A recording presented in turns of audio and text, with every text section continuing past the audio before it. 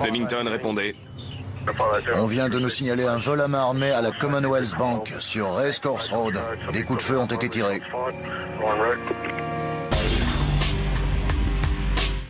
Bonjour, je suis heureux de vous retrouver pour cette nouvelle enquête impossible et je vous remercie pour votre fidélité. En Australie, un vol à main armée est commis toutes les minutes et demie. Et comme partout ailleurs, enquêteurs et experts scientifiques s'attachent au moindre indice pour traquer leurs auteurs. Dans l'affaire qui nous préoccupe, la brigade de répression du banditisme va déployer toutes ses ressources pour mettre hors d'état de nuire 2 braqueurs redoutables. Et contre toute attente, les gangsters vont largement contribuer à assurer le succès de leur enquête.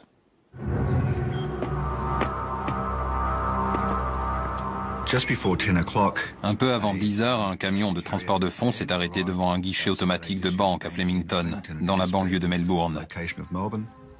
Les convoyeurs étaient venus réapprovisionner le distributeur qui se trouve à l'intérieur. Après avoir pris toutes les mesures de sécurité nécessaires, Mohamed s'est posté à l'extérieur de la banque pour surveiller la rue, pendant que Rebecca portait les sacs contenant l'argent à l'intérieur. Et c'est au moment où elle est entrée dans la banque que Mohamed a vu 2 hommes surgir de l'arrière d'un pick-up rouge stationné sur sa gauche.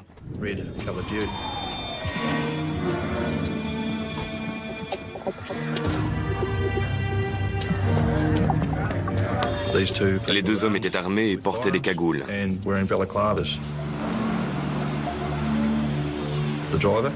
Le chauffeur du fourgon a pu voir les 2 hommes dans son rétroviseur et il a su qu'il s'agissait d'un braquage. Il a tout de suite quitté les lieux et a contacté la police pour l'informer qu'un vol à main armée était en train de se produire. Rebecca et Mohamed se sont précipités à l'intérieur de la banque dans la chambre forte, mais ils n'ont pas eu le temps de fermer la porte derrière eux.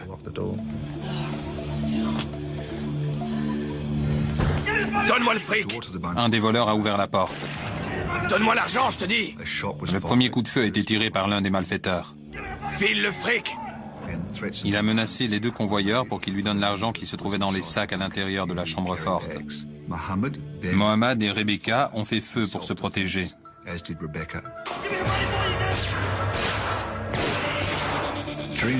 Pendant la fusillade, le voleur a tenté de pénétrer dans la chambre forte pour attraper les sacs.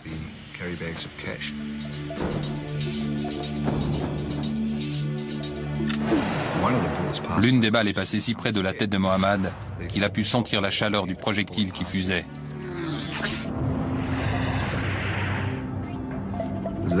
À cet instant, Mohamed a bien cru qu'il allait mourir.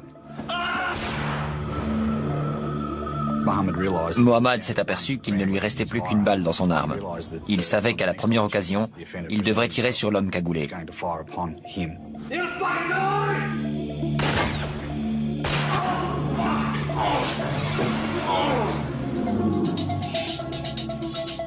Il y a eu un silence dans la banque et Mohamed en a profité pour recharger son arme.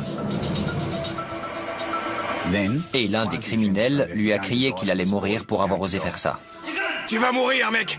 Donne-moi l'argent! Donne-moi ce foutu fric! Le voleur a une nouvelle fois passé la porte de la chambre forte. Rebecca se souvient avoir vu un gant jaune agripper la lanière du sac contenant l'argent. Elle a visé et tiré sur l'agresseur. Elle a cru l'avoir touché. Il y a eu une courte pause et les convoyeurs ont compris que les 2 hommes étaient partis.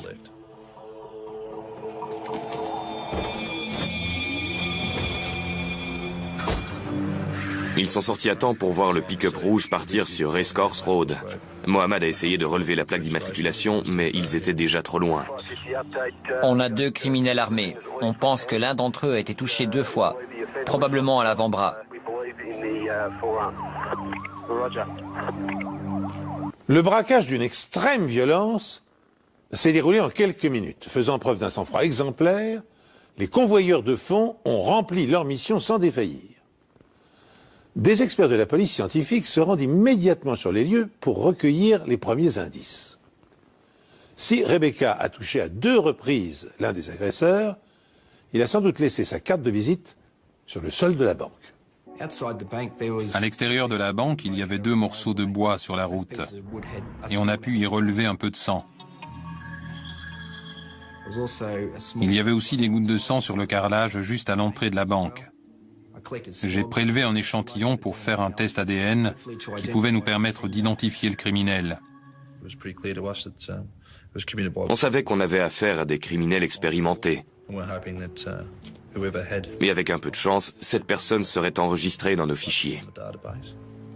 En attendant les résultats, les enquêteurs tentent d'étudier d'autres pistes.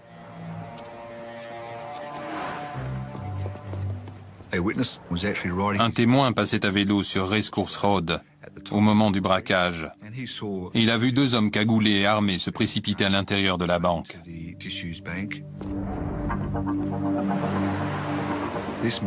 L'homme a cru qu'ils étaient en train de tourner un film et a voulu y jeter un œil. Il a traversé la rue et a essayé de regarder à travers la vitre pour voir ce qu'il se passait. Malheureusement, le reflet sur la vitre ne lui a pas permis de voir ce qu'il se passait à l'intérieur, mais il a entendu plusieurs coups de feu. Et à ce moment-là, il ne savait plus si c'était un film ou un vrai braquage. Il s'est éloigné de la devanture, et c'est là que les 2 voleurs sont sortis de la banque et ont sauté dans le pick-up rouge avant de disparaître sur Racecourse Road. Ce témoin a eu le temps de relever la plaque d'immatriculation du véhicule. Un témoin a identifié la voiture. Il s'agit d'un pick-up rouge. Et une rapide vérification confirme que la voiture rouge a été volée. Elle est retrouvée quelques minutes plus tard. Mais permettra-t-elle de rassembler suffisamment de preuves pour arrêter les criminels ? La police recherche un homme armé et blessé ce matin lors d'un braquage. 2 hommes cagoulés ont volé près de 100 000 € en liquide après avoir tendu une embuscade à 2 convoyeurs de fonds venus remplir les distributeurs automatiques. Tous les coups de feu ont été tirés à l'intérieur de la banque. Aucun passant n'aurait pu être touché, mais c'était une tentative très risquée de la part des criminels. J'ai été contacté par les techniciens de scène de crime pour une affaire de fusillade et de vol à main armée à Flemington. Quand je suis arrivé sur place, c'était un véritable carnage à l'intérieur. Il y avait 14 impacts de balles dans la banque. Et compte tenu des marques laissées par les balles, de la position des 2 convoyeurs et de celle des 2 criminels, on en a conclu que le convoyeur avait tiré 6 balles, que sa collègue en avait tiré 4 et que 4 autres balles provenaient de l'arme du criminel. 2 dans le sol en béton et 2 autres dans la chambre forte. L'une a touché le distributeur et l'autre s'est enfoncée dans le mur, juste au-dessus de la tête du convoyeur. Lorsque les techniciens médico-légaux entreprennent de ramasser les douilles et les balles, ils ont la surprise de constater que 16 tirs ont été échangés à l'intérieur de la banque. Ce qui laisse 2 tirs inexpliqués. Il est possible que ces 2 balles aient touché l'un des 2 criminels et qu'elles soient restées dans le corps, à moins de l'avoir traversé et d'être resté coincé dans les vêtements. Le criminel blessé qui a laissé des gouttes de sang derrière lui s'est enfui avec son complice dans le pick-up rouge qui vient d'être retrouvé.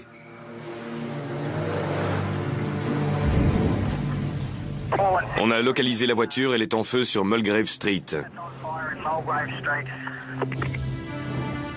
On a au moins 3 ou 4 témoins qui ont poursuivi les criminels.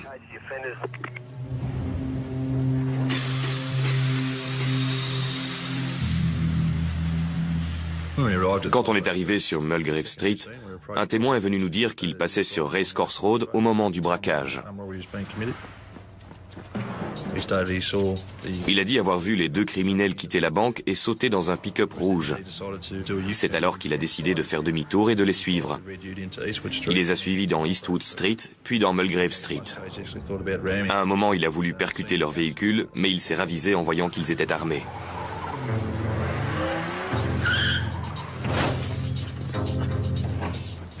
Il a vu la voiture percuter de plein fouet une barrière et le plus grand des 2 hommes sortir de l'arrière du pick-up.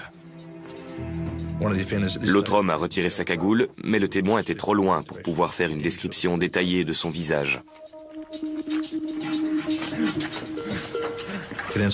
Ensuite, il a vu le plus petit des 2 verser un liquide sur la voiture avant d'y mettre le feu.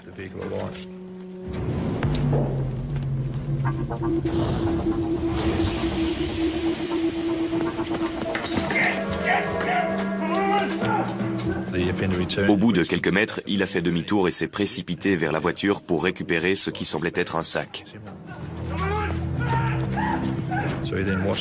Il a ensuite vu cet homme courir avec un bras en feu et essayer de l'éteindre avec l'autre main.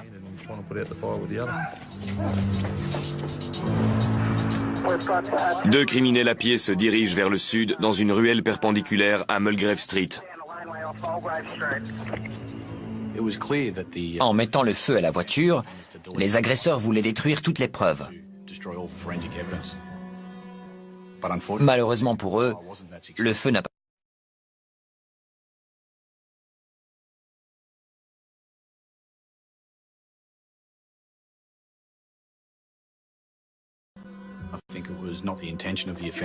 Je ne crois pas que le criminel avait l'intention de laisser son arme à l'intérieur, mais il a paniqué et la blessure de l'un d'entre eux les a déstabilisés.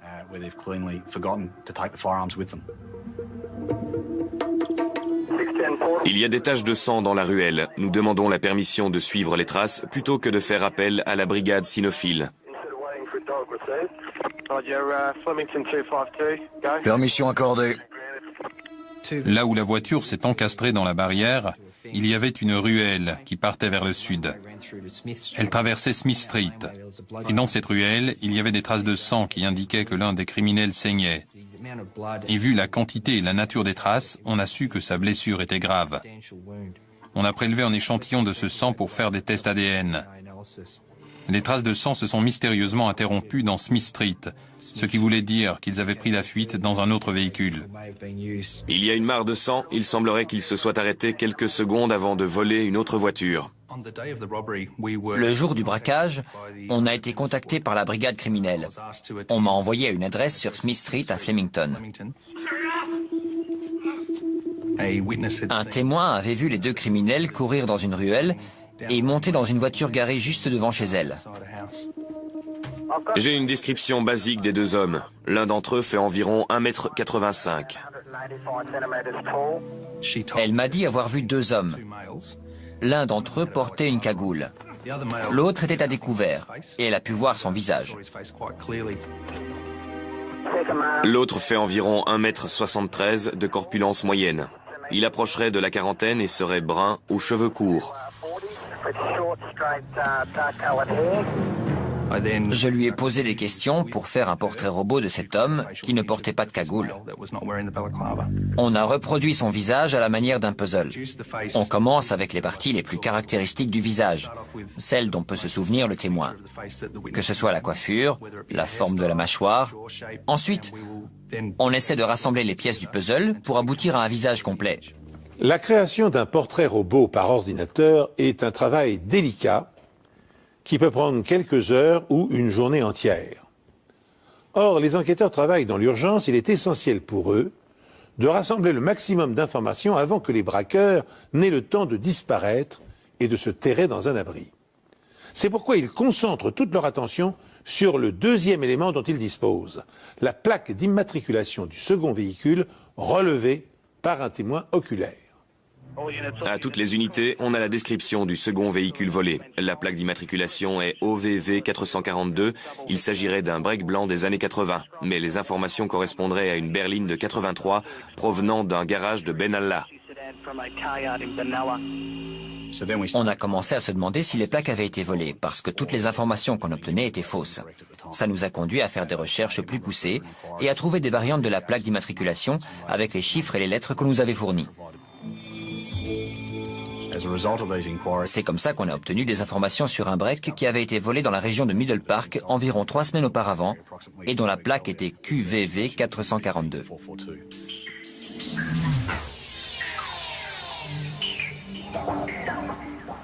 L'erreur est rapidement corrigée, mais les criminels ont déjà pris de l'avance. Malheureusement pour eux, ils ont choisi la mauvaise voiture et la mauvaise porte de sortie. Quelques minutes après le braquage, la police a compris qu'elle a affaire à des professionnels. Et puisqu'en volant les 100 000 euros, l'un d'entre eux a été blessé, la police a mis tous les hôpitaux de la région en état d'alerte. Elle cherche aussi activement le second véhicule de fuite.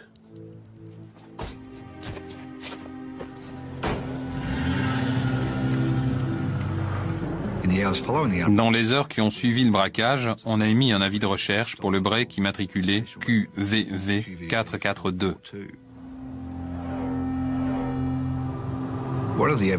L'une des pistes susceptibles de nous fournir des informations était le nouveau système de péage de Melbourne. Les voitures équipées d'un dispositif peuvent emprunter une voie réservée qui leur permet de passer le péage sans s'arrêter, moyennant un abonnement. Mais si la voiture n'est pas équipée, des caméras détectent la fraude et le coupable devra payer une amende. Grâce à ce système, on a appris que la voiture volée était passée sur le pont par le péage et qu'elle avait été filmée par la caméra parce qu'il n'avait pas payé le passage. 10 minutes après le braquage, les gangsters franchissent le péage de l'autoroute à la sortie de Melbourne, ce qui leur donne accès à de nombreuses banlieues où ils peuvent se cacher. Pendant que des agents de police locale les recherchent activement, une équipe d'experts examine le premier véhicule carbonisé. À ce stade de l'enquête, on n'avait aucune idée de l'identité des 2 criminels responsables du braquage. On est retourné voir le premier véhicule volé. La zone avait été sécurisée pour sauvegarder les preuves qui pouvaient se trouver dans le véhicule et nous permettre d'identifier les voleurs. En examinant la voiture, on a trouvé une corde et une paire de gants que le voleur portait probablement au moment du braquage.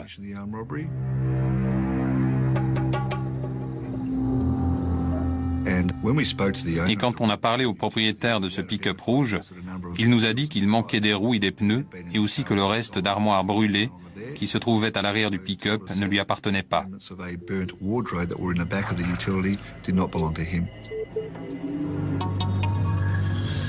On a réinterrogé les gens du quartier où la voiture avait été volée. Et on n'a rien trouvé qui puisse nous éclairer sur l'identité des criminels. Mais les armes retrouvées à l'arrière du pick-up leur offrent une piste solide.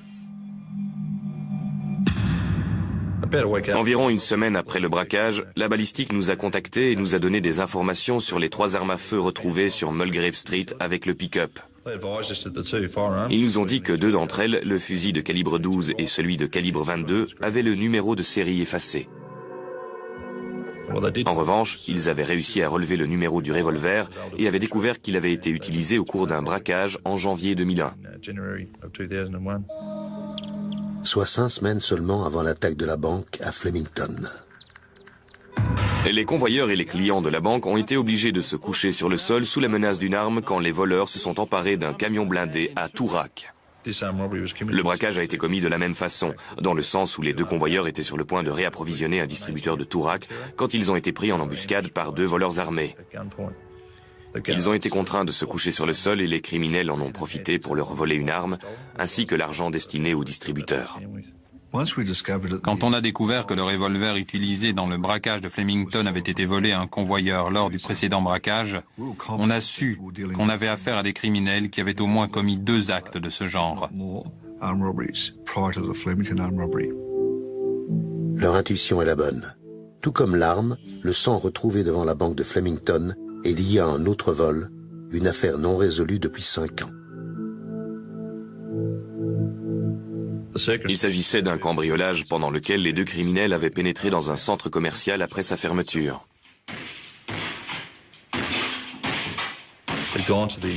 Ils étaient entrés dans une bijouterie en brisant une fenêtre. Ils avaient ensuite cassé plusieurs vitrines et l'un d'entre eux s'était coupé.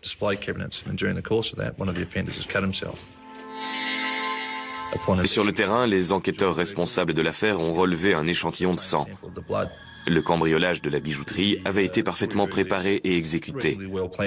Et plus de 32 000 € de bijoux avaient été volés.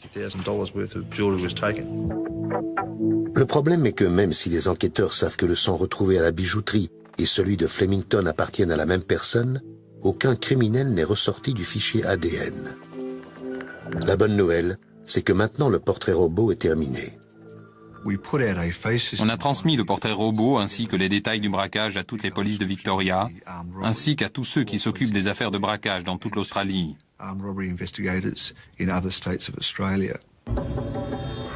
De nombreuses réponses ont commencé à affluer et on a pu établir une liste de suspects.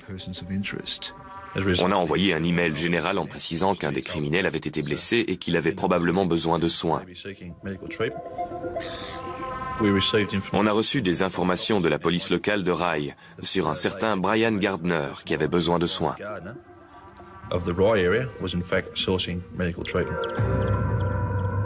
Brian Gardner était connu de la brigade de répression du banditisme, même s'il se limitait généralement à des cambriolages et à des petits délits. Au départ, il n'était pas considéré comme quelqu'un susceptible d'atteindre le niveau de violence du braquage de Flemington. Mais quand on a reçu cette information de la police de Rye, il est devenu notre suspect numéro 1. Quand les enquêteurs cherchent à localiser Brian Gardner dans la ville de Rye, ils découvrent qu'il est susceptible de s'être réfugié à plusieurs adresses. Chacune d'entre elles doit être contrôlée au plus vite. Mais compte tenu de la dangerosité du criminel, qui n'a pas hésité à faire feu sur les convoyeurs, la brigade de répression du banditisme ne se contente pas de frapper aux portes.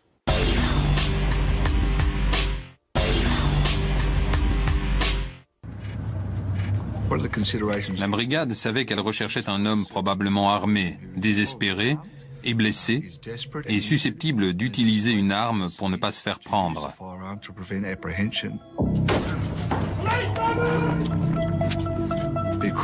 L'équipe a donc décidé d'entrer par la force.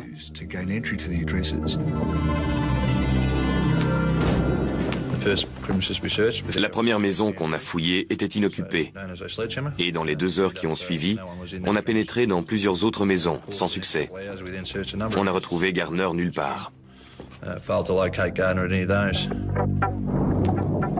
Le suspect a-t-il eu le temps de s'enfuir? A-t-il su que la police allait débarquer? À moins que la police n'ait été mal renseignée.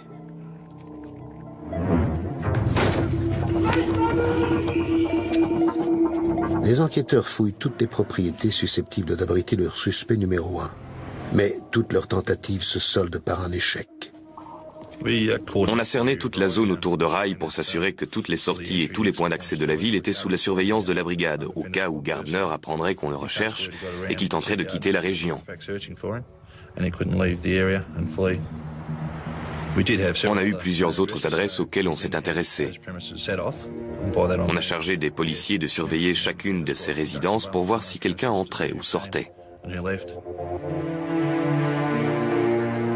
L'une de ces maisons éveille l'intérêt de la police. Les 2 officiers qui surveillaient cette adresse ont vu 2 hommes quitter les lieux en voiture.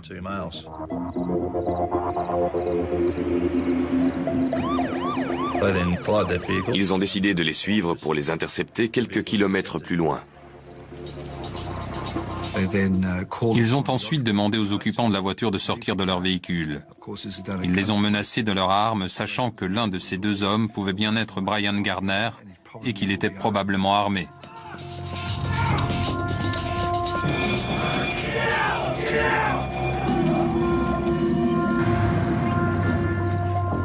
L'un des officiers s'est ensuite approché de l'arrière de la voiture où il a vu une personne couverte d'une sorte de couverture blanche.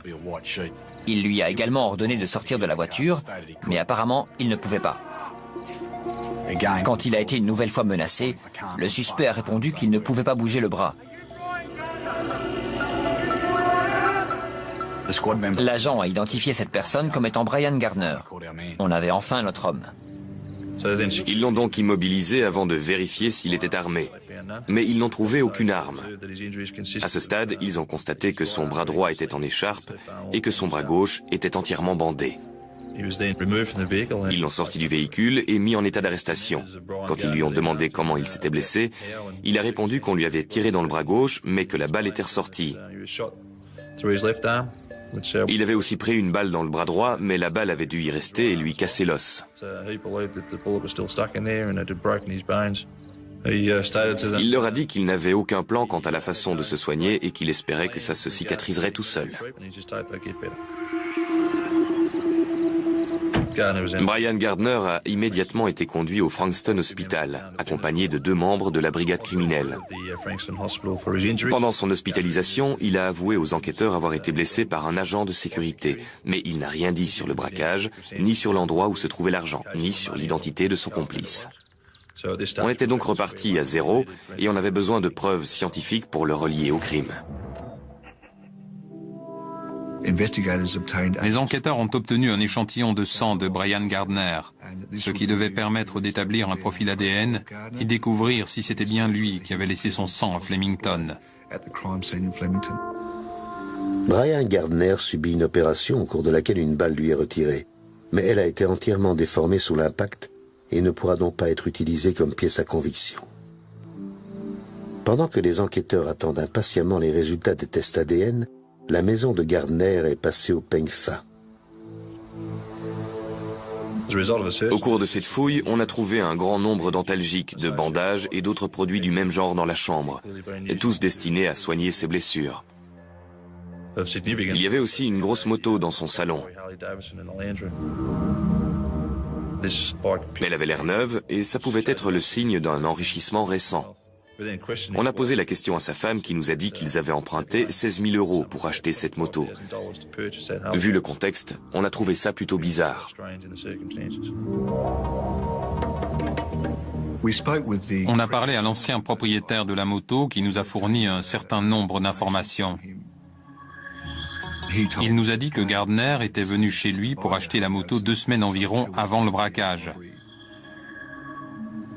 Gardner lui a donné un acompte et lui a dit qu'il aurait bientôt le reste de l'argent et qu'il reviendrait à ce moment-là pour payer la moto.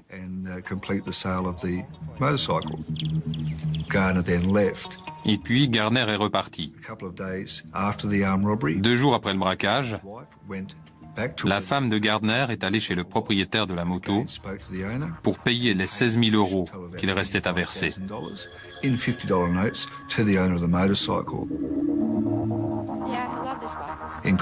Dans la conversation, la femme de Gardner a dit qu'elle voulait emmener la moto tout de suite pour rassurer son mari. La découverte de la moto expliquait au moins 16 000 € du braquage. Mais le reste de l'argent était introuvable. À ce stade, on ne savait pas où il avait mis l'argent ou ce qu'il en avait fait. Après avoir été interrogé dans sa chambre d'hôpital, Gardner est inculpé de tentative de meurtre, vol à main armée et vol de voiture. Pour autant, les policiers sont inquiets. Parviendront-ils à rassembler les preuves matérielles suffisantes pour maintenir leur chef d'accusation devant un tribunal? La nuit de l'arrestation de Brian Gardner a été plus chargée que prévu. Les enquêteurs ont appris un peu plus tard ce soir-là que le break blanc qu'ils recherchaient a été repéré à moitié calciné sur le parking qui se trouvait derrière la banque. Ce véhicule ne pouvait pas avoir été abandonné à cet endroit avant cette nuit-là parce que la zone était constamment surveillée. C'est une zone très fréquentée où la police patrouille régulièrement. On était plutôt satisfait d'apprendre qu'elle avait été abandonnée cette nuit-là. Il y avait 2 façons de voir les choses à ce stade. Soit le criminel s'était dit qu'il fallait se débarrasser de toutes les preuves à ce moment précis, soit c'était pour narguer la police, du genre « arrête-moi si tu peux ».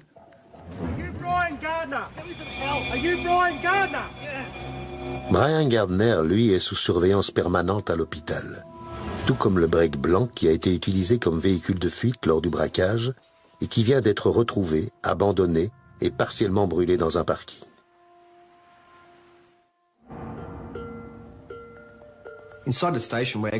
À l'intérieur du break, on a retrouvé des pneus et des planches de bois. C'était des planches avec un papier fleuri dessus. Et puis des boîtes dans lesquelles on range les billets. Le genre de boîte qu'on utilise pour transporter les billets destinés aux distributeurs. Et celle-ci portait un numéro indiquant qu'elle venait de la banque de Flemington. On a aussi retrouvé un grand sac en vinyle à l'arrière de la voiture. Et c'est dans ce sac que se trouvaient les boîtes à billets. À l'avant de la voiture, on a retrouvé une grande quantité de sang, ce qui indiquait que la personne qui s'était assise à cette place avait beaucoup saigné. J'ai fait un prélèvement pour des tests ADN. On avait la quasi-certitude que ce sang était celui de Brian Gardner, qui s'était fait conduire par son complice alors qu'il fuyait la banque de Flemington après le braquage. On a contacté le propriétaire du break pour qu'il nous dise si ce qui se trouvait à l'intérieur lui appartenait. Et il nous a répondu que les morceaux d'armoire, les roues, les pneus, les boîtes et le sac n'étaient pas à lui.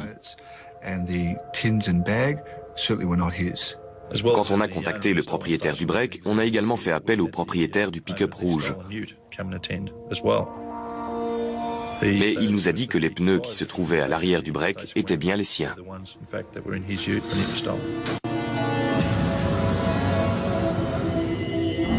Avec cet incendie manqué, la police a désormais un lien entre les deux véhicules.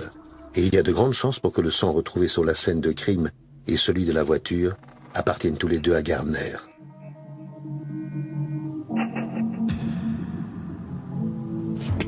Mais pour le moment, la police n'a aucun indice sur l'identité de son complice. On n'avait aucune idée de l'identité du complice. On a procédé par élimination à partir d'une liste de personnes qu'on avait interrogées, jusqu'à ce qu'on reçoive un coup de téléphone du commissariat d'Altona. Une personne du nom de Michael Coates s'était présentée au poste de police en disant que la brigade de répression du banditisme voulait lui parler au sujet d'un braquage à Flemington. On a trouvé ça bizarre. Pourquoi quelqu'un se présenterait-il au commissariat sans savoir ce qu'il s'était passé à Flemington? C'était vraiment très étrange et il fallait absolument qu'on étudie cette piste. Une fois au commissariat d'Altona, j'ai remarqué que Michael Coates ressemblait beaucoup à la description et au portrait robot du témoin de Flemington. Michael Coates a été placé en état d'arrestation au cas où les aveux qu'il ferait puissent être utilisés au cours d'un procès. Je vais vous interroger au sujet d'un braquage à main armée. Mais avant de poursuivre, je dois vous dire que vous avez le droit de garder le silence et que tout ce que vous direz pourra être retenu contre vous. Vous comprenez ? Oui. Pendant l'interrogatoire de Michael Coates, j'ai tout de suite demandé pourquoi il s'était présenté à la police. Et il a dit qu'il avait lu un article de journal à propos d'un homme qui avait été blessé au cours d'un braquage à Flemington.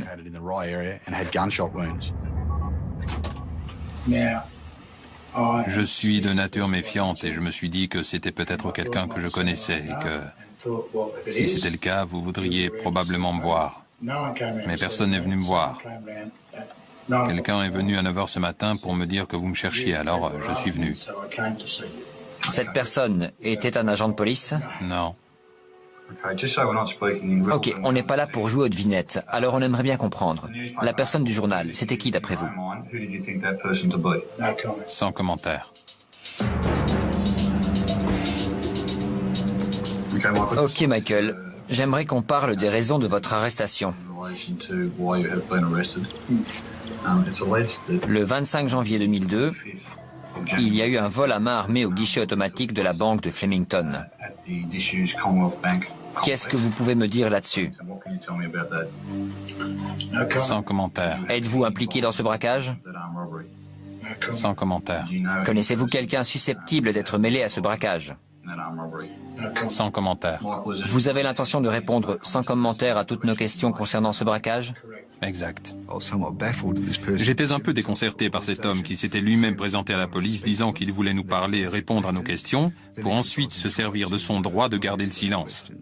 Je ne comprenais pas pourquoi cet homme s'était présenté pour ensuite jouer au chat et à la souris. C'était vraiment bizarre. Je vais continuer avec des questions relatives aux procédures scientifiques. On lui a demandé s'il pouvait nous montrer son bras pour voir si on pouvait trouver un indice qui correspondait au bras en feu du second suspect. Quand il a remonté sa manche, on a relevé une marque de brûlure qui pouvait correspondre avec l'incident dont le second braqueur avait été victime quand il est retourné chercher le sac dans le pick-up en feu. Il nous a dit qu'il s'était brûlé en réparant sa moto. On a demandé à un officier de la police scientifique de venir examiner la blessure et il nous a dit qu'elle avait été causée par une brûlure récente. Je n'arrive pas à croire que Michael Coates ait pu être assez stupide pour se présenter de lui-même. Il correspondait au portrait robot et il avait une blessure susceptible d'être la brûlure du deuxième suspect. Les inspecteurs se trouvent face à une situation extravagante. Si Michael Coates est le second braqueur recherché par toutes les polices d'Australie, pourquoi s'est-il présenté spontanément au commissariat? Et pourquoi, une fois s'être mis dans la gueule du loup, refuse-t-il obstinément de répondre aux questions? Les traces de brûlure qu'il porte au bras semblent le désigner comme étant le complice de Brian Gardner, qui de son côté a avoué avoir été blessé lors d'une fusillade, mais qui nie toujours son implication dans le hold-up. Face à cette situation confuse et inexplicable, les policiers bénéficient d'une chance inespérée. Coates s'est présenté au commissariat à bord d'une voiture. Michael Coates m'a aussi donné les clés de sa voiture et quand je l'ai fouillé, j'ai trouvé un bail de location dans la boîte à gants. Il correspondait à une adresse sur Lock Street, à Yarraville. Ce qui nous a particulièrement intéressé, c'était les dates. Le bail commençait juste avant le braquage et se terminait juste après. L'agent immobilier nous a donné d'autres informations sur le bail. Et sur le contrat, Brian Gardner se portait caution de Michael Coates. Michael Coates s'est présenté au commissariat de police en prétextant que la brigade de répression était à sa recherche. Ce n'était pas le cas, mais son attitude conduit les enquêteurs à fouiller une maison qu'il a louée pendant la période du braquage de Flemington. On a fouillé la maison de Yarraville et on a trouvé un certain nombre de choses. D'abord, il y avait des taches de sang sur le sol près de la porte de derrière. On a aussi trouvé une paire de baskets tachées de sang, des bandages également tachés qui se trouvaient dans le salon. Et surtout, on a trouvé une armoire avec des étagères recouvertes d'un papier fleuri qui correspondait aux planches de bois retrouvées dans le break volé. Non seulement les étagères permettent de faire le lien entre la maison et le break blanc, mais la police scientifique a aussi découvert d'autres éléments permettant de relier la maison, le break blanc et le pick-up rouge. Quand j'ai comparé les caractéristiques communes aux deux voitures volées, c'est-à-dire le pick-up rouge et le break blanc, j'ai remarqué qu'il y avait des morceaux d'armoire dans les deux. Il y avait aussi des charnières bien particulières en forme de U, avec une peinture blanche recouvrant une peinture verte. Les charnières étaient conçues de la même façon. Elles venaient probablement de la même porte et probablement de la même armoire. Et dans une ruelle à proximité de la maison, les enquêteurs trouvent d'autres preuves. D'autres restes de placards, dont le cadre est identique à celui retrouvé dans le pick-up. Et grâce au propriétaire de la maison, les enquêteurs vont enfin en apprendre plus sur ces fameux placards. Ils nous ont dit qu'il leur manquait 3 placards. Les 3 avaient les mêmes étagères fleuries. Elles provenaient donc de cette maison.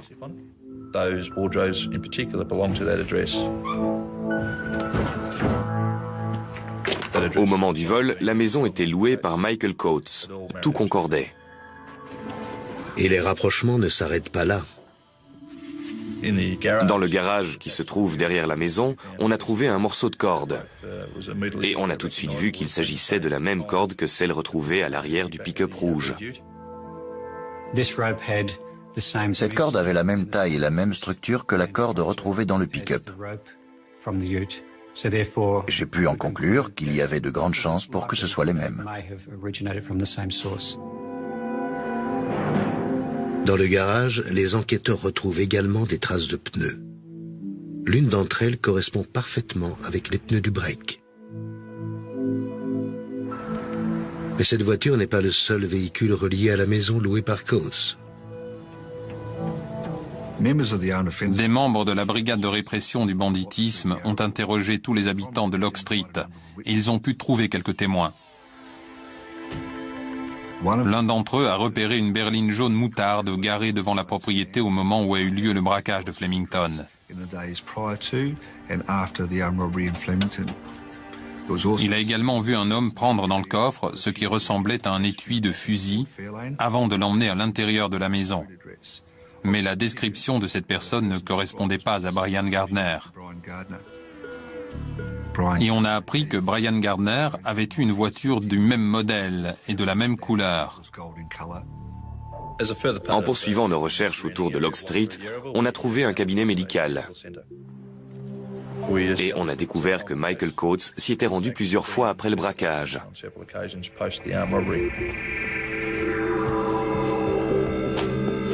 Et qu'il avait obtenu une ordonnance pour des antalgiques. Et c'était une information très importante parce qu'il était clair que ces antalgiques étaient destinés à soigner Gardner, qui avait été blessé par balle. Brian Gardner et Michael Coates sont donc bien passés dans cette maison. Et, plus important, les résultats des tests ADN de Brian Gardner reviennent enfin. Son sang correspond à celui retrouvé dans le break blanc dans la ruelle près de l'endroit où le pick-up a été brûlé et à celui prélevé à l'extérieur de la banque. En s'appuyant sur cette accumulation de preuves matérielles, les policiers confirment leurs accusations. En attendant de comparaître devant une cour, Brian Gardner est maintenu en garde à vue pour vol à main armée et tentative de meurtre sur 2 convoyeurs de fonds. Son ADN en établit la preuve formelle. En revanche, Michael Coates ne peut être accusé que de complicité. Mais les enquêteurs sont loin d'avoir dit leur dernier mot. Une fois qu'on a obtenu toutes les preuves relevées à Log Street, on s'est ensuite adressé aux témoins qui avaient vu le criminel sans sa cagoule. On lui a montré une série de photos sur lesquelles elle a été capable de l'identifier. Michael Coates était bien la personne qu'elle avait vue dans la ruelle le jour du braquage. On avait donc des preuves suffisantes pour accuser Michael de vol à main armée. On est ensuite allé le chercher à son domicile de Mount Street pour l'arrêter et le conduire auprès des enquêteurs de brigade de répression du banditisme, où on lui a donné l'opportunité d'expliquer ses actes s'il le souhaitait. Ok Michael, on sait que vous et Brian Gardner êtes allés à la banque de Flemington où vous avez été confrontés à 2 convoyeurs de fonds venus réapprovisionner les distributeurs. Qu'est-ce que vous avez à dire là-dessus? Ce n'était pas moi. On sait qu'à la suite de ce braquage, une certaine somme, environ 100 000 euros, a été volée. Vous avez quelque chose à dire? Je ne sais pas de quoi vous parlez. À ce moment-là, on vous a également vu fuir avec Gardner, dans un pick-up volé. Il était rouge et il était garé à côté de la banque. L'immatriculation est DVC 574. Vous avez quelque chose à dire à ce sujet? Ce n'était pas moi. Le braquage était parfaitement préparé et parfaitement exécuté, jusqu'à ce que Gardner se fasse tirer dessus. À partir de là, les choses ont mal tourné. La fuite ne s'est pas passée comme prévu. Ils ont eu un accident avec le pick-up, ils y ont mis le feu et ont laissé leurs armes à l'intérieur. Ils avaient même laissé l'argent et Michael Coates s'est brûlé en essayant de le récupérer. Ça a carrément viré au cauchemar. Ils n'avaient pas de deuxième véhicule sous la main, il fallait qu'ils improvisent. Rien ne s'est passé comme prévu à partir du moment où ils ont quitté la banque. On a pu inculper Michael Coates pour vol à main armée, tentative de meurtre et le vol des 2 voitures utilisées pour fuir avec les 100 000 euros de la banque. Il a donc été placé en détention provisoire avec son complice Brian Gardner. Vous avez quelque chose à dire concernant les accusations portées contre vous? Sans commentaire. Vous avez d'autres déclarations à faire concernant cette affaire? Non. Je ne comprends vraiment pas pourquoi Michael Coates s'est présenté au commissariat d'Altona. On a plusieurs théories là-dessus. Il a peut-être eu le culot de croire que même si on découvrait la vérité, on n'aurait pas les preuves suffisantes pour le condamner. J'avoue que je me pose encore la question, mais là où il est maintenant, je crois qu'il va avoir le temps d'y penser et de s'apercevoir que ça a été sa plus grosse erreur. Au procès, les 2 hommes plaident non coupables pour la tentative de meurtre. Mais contrairement à son complice, Brian Gardner plaide coupable pour le vol à main armée et le vol de voiture. Ils sont condamnés pour ces 2 chefs d'accusation. Curieusement, à défaut de preuves balistiques, ils parviennent à se faire acquitter de la tentative de meurtre sur les convoyeurs. Gardner a été condamné à une peine de 8 ans de prison contre 7 ans pour Coates. Mais le cabinet du procureur de l'État de Victoria a fait appel et leurs peines ont été alourdies à 11 ans de prison ferme sans remise de peine avant 8 ans.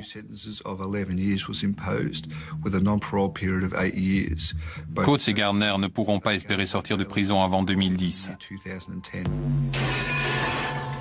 Gardner a également été condamné pour l'affaire du cambriolage de la bijouterie dans laquelle il a plaidé coupable. Et pour ça, il a pris 1 an de plus. Mais malheureusement, on n'a pas pu rassembler assez de preuves pour le braquage de Toorak et l'enquête est encore en cours. Les 2 convoyeurs de fonds qui se sont retrouvés au milieu du braquage de la banque de Flemington ont quitté leur travail. Brian Gardner, le responsable de leur traumatisme, en portera la cicatrice sur son bras droit. Il ne pourra probablement plus jamais conduire une moto. Le reste de l'argent n'a jamais été retrouvé. Préparé comme une mécanique parfaitement huilée, le hold-up a bien failli se dérouler comme les gangsters l'avaient prévu. Mais c'était sans compter sur le courage de Mohamed et Rebecca, les convoyeurs de fonds. En blessant Gardner, ils ont fait déraper l'opération. Les traces de sang, la récupération de l'épave de la première voiture volée, les armes et les objets divers ont conduit les policiers à l'arrestation de Brian Gardner. Par ailleurs, la réaction de Michael Coates demeure un mystère. Pourquoi? Mais pourquoi s'est-il livré spontanément? Pourquoi a-t-il pris le risque de se faire arrêter? Provocation? Désir de narguer la police? Besoin de savoir si son complice l'avait dénoncé? Depuis des années, aucune explication satisfaisante n'a répondu à ces questions. Et c'est sur cette énigme que se termine cette émission. Je vous remercie de l'avoir suivi et je vous donne rendez-vous prochainement sur cette antenne, bien sûr, pour une nouvelle enquête impossible.